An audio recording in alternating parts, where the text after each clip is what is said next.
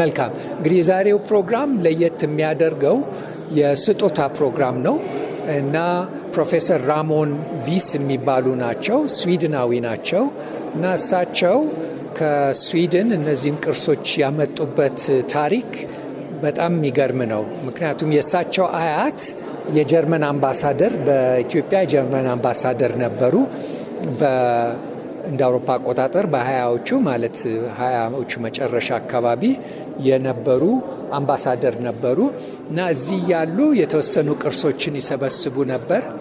በተጨማሪ ደግሞ ቅርሶቹን አንዳንድ ለምሳሌ ስዕሎቹን እንዲሳልላቸው የጠየቁ እያሰሩ እነዚህን ቅርሶች ወደ አገራቸው ይዘው ሄደው ነበር። ብዙ ፎቶግራፎችም አንስተው ነበር።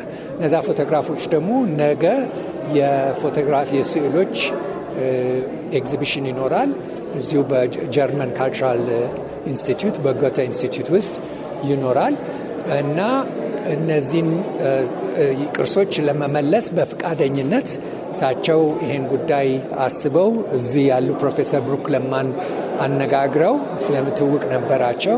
ከዛ በጀርመን ኤምባሲ አማካኝነት ቅርሶቹ የሚመለስበትን መንገድ ተፈጥሮ የኢትዮጵያ ጥናትና ምርምር ተቋም የወዳጆች ማህበር ኃላፊነቱን ወስዶ ጉዳዩን ለማሳካት ጥረቶች አድርጎ አሁን ዛሬ ተመስገን ቅርሶቹ ተመልሰው እዚሁ በሙዚየም ውስጥ እንዲታዩ እና ለሕዝብና በተለይ ለቱሪስቶች እንዲታዩ ክብርት ሰላማዊት ካሳ የኢትዮጵያ የቱሪዝም ሚኒስትር መጥታ መክፈቻ ንግግር አድርጋ በዚህ ቀን ስነ ስርዓቱ ተጠናቋል ማለት ይቻላል።